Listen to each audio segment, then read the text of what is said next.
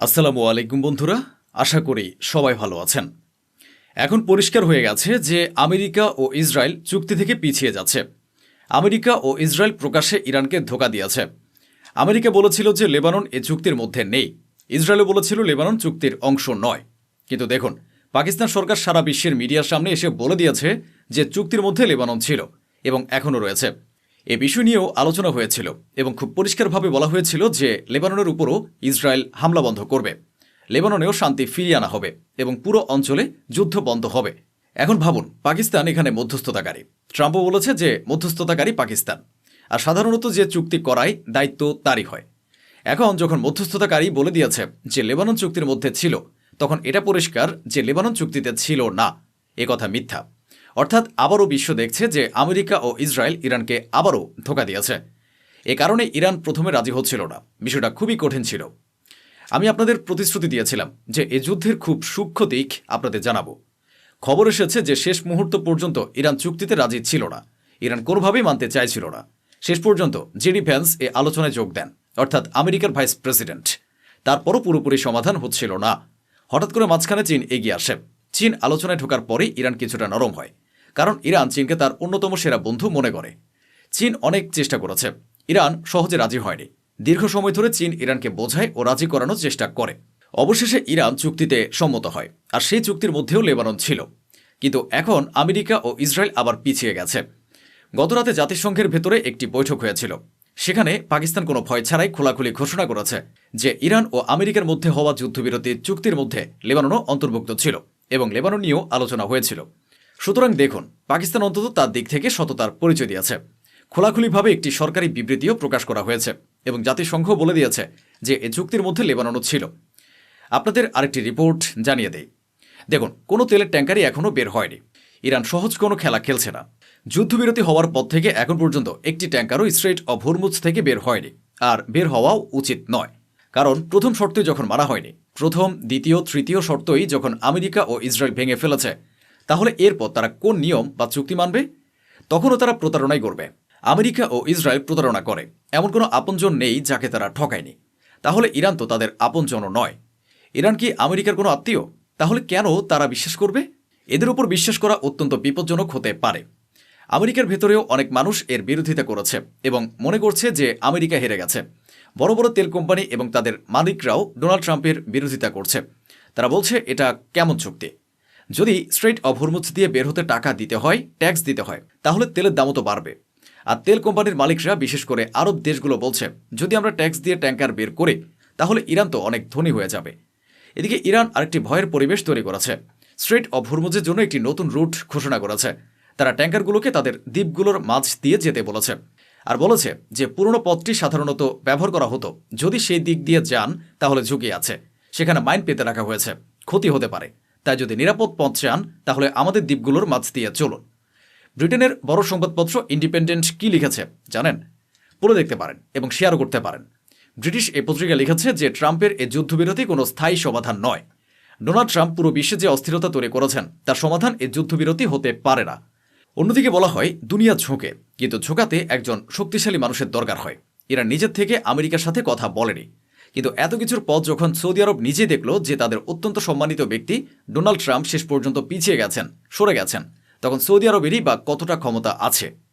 Update হলো, Saudi আরবের পররাষ্ট্রমন্ত্রী নিজে ইরানের পররাষ্ট্রমন্ত্রীকে ফোন করেছেন এবং অঞ্চলের পরিস্থিতি নিয়ে আলোচনা করেছেন। এটা তো অনেক ভালো কথা। যদি আরব দেশগুলো এক লাইনে এসে যায় তাহলে তার চেয়ে ভালো আর কি হতে পারে? আপনাদের বলছি, আমেরিকা তাদের অবস্থান পুরোপুরি বদলে ফেলেছে। আমি এটি স্পষ্টভাবে ঘোষণা করছি। জেডি ভ্যান্সের উপর ইরান ভরসা করেছিল। ইরান বলছিল আমরা তার সাথেই কথা বলবো, কিন্তু শুকর তো শুকরই হয়। শুকরের বংশধর হলে আপনার কি মনে হয় যে তার পরের প্রজন্ম মানুষ হবে? না, শুকরের বাচ্চা শুকরই হয়। সেও প্রকাশ্যে ইরানকে ধোঁকা দিয়েছে। আমেরিকার ভাইস প্রেসিডেন্ট জেডি ভ্যান্স পুরো বিষয়টি উল্টে দিয়ে বলেছে যে ইরানের পার্লামেন্ট স্পিকার যে চুক্তির ডকুমেন্ট সোশ্যাল মিডিয়ায় শেয়ার করেছেন সেটি আসলে কোনো চুক্তি নয়। অথচ আপনারা হয়তো জানেন সেই একই ডকুমেন্ট আমেরিকাও শেয়ার করেছিল, ডোনাল্ড ট্রাম্প সেটি শেয়ার করেছিল। কিন্তু এখন তারা বলছে যে ট্রাম্প যে ডকুমেন্টটি শেয়ার করেছিলেন সেটাও নাকি মিথ্যা ছিল। অর্থাৎ তাহলে ট্রাম্পও মিথ্যা বলেছিলেন। এতে পুরো বিষয়টা একটা জালের মতো মনে হচ্ছে, কারণ জেডি ভ্যান্স আরও বলেছে যে ইরানের মানুষ হয়তো ইংরেজি ভালো বোঝে না, তাই তারা চুক্তিটা ঠিকমতো বুঝতে পারেনি। তার মতে এই চুক্তির মধ্যে লেবানন ছিল না। ইসরায়েল আর নেতানিয়াহু আমেরিকাকে কতটা দাসের মতো খাটাচ্ছে তা আপনারা দেখতে পাচ্ছেন। জেডি ভ্যান্স আরও বলেছেন যে যদি লেবাননের কারণে ইরান এ চুক্তি নষ্ট করে তাহলে সেটি ইরানেরই ভুল হবে। আমি আবারও বলছি, যদি ইরানের কোনো কর্মকর্তার কাছে আমার কথা পৌঁছায় তাহলে আপনারা নিজেরাই এ চুক্তি বাতিল করুন, যুদ্ধবিরতি শেষ করুন। আল্লাহ আপনাদের সাহস দিন। এখন আর কারো কথা শুনবেন না, আল্লাহর নাম নিয়ে শুরু করুন। কারণ আমেরিকা একটি কথাতেও স্থির নয়। 24 ঘন্টা পার হওয়ার আগেই তারা সব কিছু থেকে সরে যাচ্ছে। এই পুরো যুদ্ধে ইরান যেভাবে সংযুক্ত আরব আমিরাতকে চাপে ফেলেছে তাতে তাদের কষ্ট তো হবেই, তাই তারাও প্রতিক্রিয়া দিচ্ছে। সংযুক্ত আরব আমিরাতের পররাষ্ট্রমন্ত্রী অঞ্চলের অনেক দেশের পররাষ্ট্রমন্ত্রী ও সরকারি কর্মকর্তাদের সাথে ফোনে কথা বলেছেন। তিনি বলেছেন এখন সময় এসেছে ইরানের সন্ত্রাসবাদ শেষ করার, ইরানের ক্ষেপণাস্ত্র শক্তি ধ্বংস করার, ইরানের উপর নিষেধাজ্ঞা আরোপ করার এবং ইরানের মাধ্যমে স্ট্রেইট অব হরমুজ খুলে দেওয়ার। যাই হোক, তাদের এসব বলতে দিন। মনে হচ্ছে এই পরিস্থিতিতে তারা খুবই কষ্ট পেয়েছে। আরে ইরান তো তাদের ভালোই পিটিয়েছে। যখন আমেরিকায় ইরানের সামনে টিকতে পারেনি এবং কেউ মাঝখানে এগিয়ে আসেনি, জার্মানি, ফ্রান্স, ব্রিটেন কেউই হস্তক্ষেপ করেনি, সবাই নিজেদের সেনা পাঠাতে অস্বীকার করেছে। আর সেখানে সংযুক্ত আরব আমিরাত ভাবছে 10 জায়গায় কথা বললেই বুঝি সবাই ইরানের বিরুদ্ধে দাঁড়িয়ে যাবে। যাই হোক, যুদ্ধবিরতি হয়ে গেছে ঠিকই, কিন্তু জেট ফুয়েলের দাম স্বাভাবিক হতে এখনও কয়েক মাস লাগতে পারে। অর্থাৎ বিমান ভ্রমণ এখনও কিছুদিন ব্যয়বহুলই থাকবে। ভিক্ষা চেয়ে চেয়ে আমেরিকা এই যুদ্ধবিরতি করিয়েছে। এখন আমেরিকার সরকারি টিভিতে বসে তাদের পার্লামেন্টের কিছু সদস্য বলছেন এটা নাকি আমেরিকার জন্য সোনালী সুযোগ। ইরানের খার্ক আইল্যান্ড দখল করে নিতে পারলে ইরান পুরোপুরি ভিখারি হয়ে যাবে এবং তাদের শাসন ব্যবস্থা ভেঙে পড়বে। এর মানে হলো তোমরা যদি এখন বলো যে শাসন ব্যবস্থা ভেঙে পড়বে, তবে ডোনাল্ড ট্রাম্প যে বলছে শাসন ব্যবস্থা শেষ হয়ে গেছে তার কি হবে? আরে তোমাদের কথা তো ওই গোলাপি শুয়োরের কথার সাথে মেলে না। এই গোলাপি শুয়োরের কোনো বিবৃতি আমেরিকার অন্য কর্মকর্তাদের সাথে মেলে না। কথা বলার আগে অন্তত একটা টেবিলে বসে নিজেরা আলোচনা তো করে নিবি। ইরানের উচিত এসব বিষয়ে খেয়াল করা, একদিকে তাদের কি বলা হচ্ছে আর অন্যদিকে বাস্তবে কি করা হচ্ছে। এদিকে ডোনাল্ড ট্রাম্প ন্যাটোর সাথেও বিরোধে জড়িয়ে পড়েছেন। আলোচনা চলছে যে ন্যাটোর অনেক দেশে যে আমেরিকান সেনা মোতায়েন আছে সেগুলো সরিয়ে নেওয়ার প্রস্তুতি নেওয়া হতে পারে। ইরানের বিরুদ্ধে জিততে না পারায় এখন ট্রাম্প অন্য দেশগুলোর উপর চাপ বাড়াতে পারেন। ট্রাম্প আরও বলেছেন যে ন্যাটো আমেরিকাকে যথেষ্ট সাহায্য করেনি। যখন আমেরিকার ন্যাটোর প্রয়োজন ছিল তখন ন্যাটো পাশে ছিল না, ভবিষ্যতেও তারা তেমন সহায়তা নাও পেতে পারে। ট্রাম্প ন্যাটোর উপর ক্ষেপে আছে এবং সিদ্ধান্ত আসছে যে ন্যাটোর অনেক দেশে আমেরিকার যে সৈন্য মোতায়েন করে রেখেছে ট্রাম্প সেখান থেকে মার্কিন সৈন্য সরিয়ে নেবে। এখন সে নিজের আসল রূপ দেখাচ্ছে, কারণ ইরানের উপর তো আর রাগ মেটাতে পারল না। ইরানের সাথে তো ট্রাম্প জিততে পারেনি, এখন সেই রাগ সে অন্য দেশগুলোর উপর ছাড়বে। আর আমিও বলছি সৈন্য সরিয়ে নিক, কারণ এইসব দেশও ইরানের বিরুদ্ধে ছিল। ন্যাটোকে নিয়ে ট্রাম্প বলল ন্যাটো আমাদের কোনো সাহায্য করেনি। যখন আমাদের ন্যাটোর দরকার ছিল তখন ন্যাটোকে খুঁজে পাওয়া যায়নি, আর ভবিষ্যতেও যখন আমাদের দরকার হবে তখন ন্যাটোকে পাওয়া যাবে না, তারা আমাদের পাশে দাঁড়াবে না। তিনি আরও মন্তব্য করেছেন যে গ্রিনল্যান্ড এটি একটি বরফের টুকরো যা এদের দ্বারা পরিচালিত হচ্ছে, তারাও এর ফল ভোগ করবে। এদিকে এক সাক্ষাৎকারে সিএনএন ন্যাটোর প্রধানকে সরাসরি প্রশ্ন করেছিল। তারা জানতে চেয়েছিল যখন ডোনাল্ড ট্রাম্প ইরানের পুরো জনগোষ্ঠী বা সভ্যতাকে ধ্বংস করার মতো কঠোর মন্তব্য করেছিলেন তখন ন্যাটোর পক্ষ থেকে কোনো আপত্তি বা উদ্বেগ প্রকাশ করা হয়নি কেন? তখন সে সঙ্গে সঙ্গে তার আসল চেহারা দেখিয়ে বলল সে সব প্রশ্নের উত্তর দিতে চায় না। এ কথা বলে সে বুঝিয়ে দিল যে ইরান ধ্বংস করার ধারণার সঙ্গেও সে একমত ছিল। সে বলল আমি শুধু এটুকু বলতে চাই যে আমি ডোনাল্ড ট্রাম্পের সঙ্গে আছি, তাকে সমর্থন করি। এতে এই বিষয়টা পুরো পরিষ্কার হয়ে গেল। ওদিকে ইরানের ভেতরে শহীদ supreme leader Ayatollah Sayyid Ali খামেনির স্মরণে 40তম দিনের অনুষ্ঠানও পালন করা হয়েছে। ইরানের বিভিন্ন জায়গায় তাকে স্মরণ করা হয়েছে, শোক প্রকাশ করা হয়েছে এবং রাস্তায় বিক্ষোভও হয়েছে। বিক্ষোভকারীরা বলছে লেবানন আমাদের চুক্তির অংশ, আমরা লেবাননকে একা ছেড়ে দেব না এবং আমেরিকার সাথে আমাদের কোনো চুক্তির দরকার নেই। দেখুন।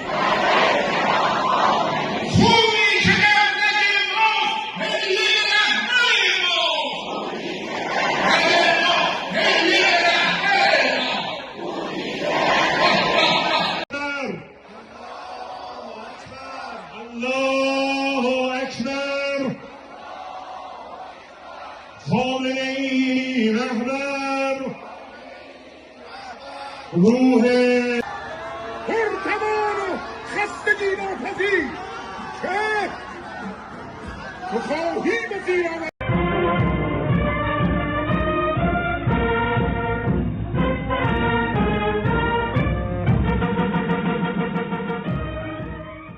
এদিকে ইরানের প্রেসিডেন্টই সরাসরি কঠিন ভাষায় সতর্ক করেছেন। ইরানের প্রেসিডেন্টের এমন কঠোর হুমকির রেকর্ড আগে খুব কমই দেখা গেছে। সাধারণত এ ধরনের হুমকি অন্য নেতারা দেন। মাসুদ পেজেশকিয়ান বলেছেন যে লেবাননে জায়নিস্টদের ধারাবাহিক আক্রমণ চলতে থাকায় যুদ্ধবিরতি চুক্তি সরাসরি লঙ্ঘিত হয়েছে। এই আক্রমণগুলো মূলত সে যুদ্ধবিরতি ও চুক্তিকে ভেঙে দেওয়ার চেষ্টা। তিনি আরও বলেন, যদি এভাবে আক্রমণ চলতেই থাকে তাহলে সব ধরনের আলোচনা সম্পূর্ণ ব্যর্থ হয়ে যেতে পারে। সবচেয়ে কঠিন যে কথাটি তিনি বলেছেন তা হল, আমাদের হাত ট্রিগারের উপরে আছে এবং ইরান কখনোই লেবাননের ভাইবোনদের একা ছেড়ে দেবে না। কারণ প্রথমবারের মতো তিনি স্পষ্টভাবে বলেছেন যে ইরান সামরিক পদক্ষেপের জন্য প্রস্তুত। ফলে পরিস্থিতি যে কোনো সময় আরও খারাপ হতে পারে। অন্যদিকে যুদ্ধবিরতি কার্যকর থাকা সত্ত্বেও লেবাননে হামলা চলতে থাকায় ইরান স্ট্রেইট অব হরমুজ দিয়ে জাহাজ চলাচল সীমিত করেছে। বর্তমানে প্রতিদিন মাত্র 15টি জাহাজকে এই প্রণালী দিয়ে যাওয়ার অনুমতি দেওয়া হচ্ছে। আগে অনেকে ধারণা করছিল যে ইরান হয়তো পুরো পথটাই বন্ধ করে দেবে, অন্তত যতক্ষণ না লেবাননের উপর হামলা বন্ধ হয়। এদিকে ইসরায়েল এখনও লেবাননে আক্রমণ চালিয়ে যাচ্ছে।